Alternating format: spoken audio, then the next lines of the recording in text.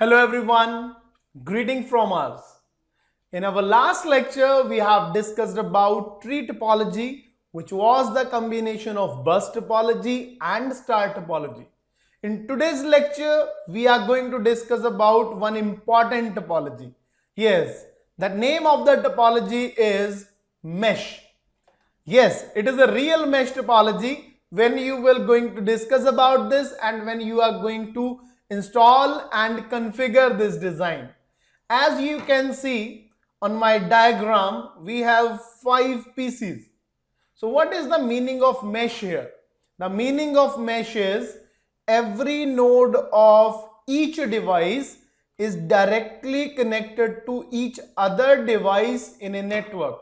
If this is my first PC will be connected directly with second, third, fourth and fifth. Second PC is connected with 1, 3, 4 and 5. Third is connected with 2, 1, 4, 5. 4 is connected with each and every other. So when we are going to make this topology may be complex, but yes, it provides 100% reliability and redundancy. So let's discuss about the concept of mesh topology, like how we can create mesh design. So if we are going to next slide, then we can say mesh topology is of two types. One is partial mesh, one is full mesh. Now, what is the difference between partial and full mesh of topology?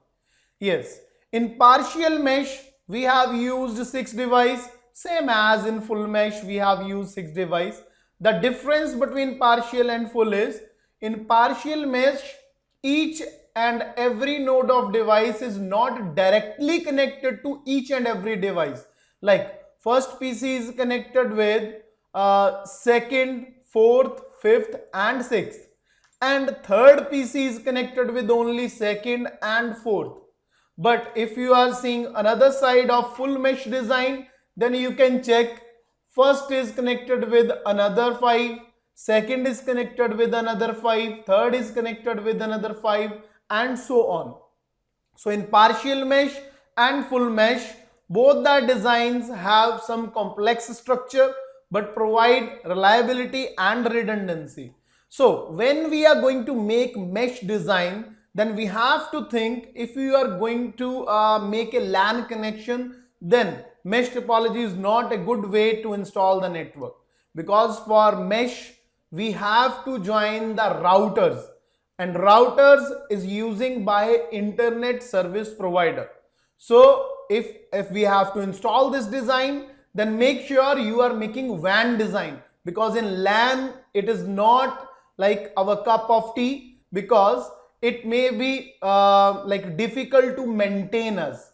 So let's discuss about some advantages and disadvantages, then your concept will be cleared why we are using mesh design only in WAN design.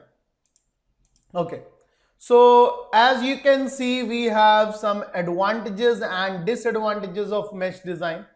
So what are the advantages? Each connection can carry its own data load.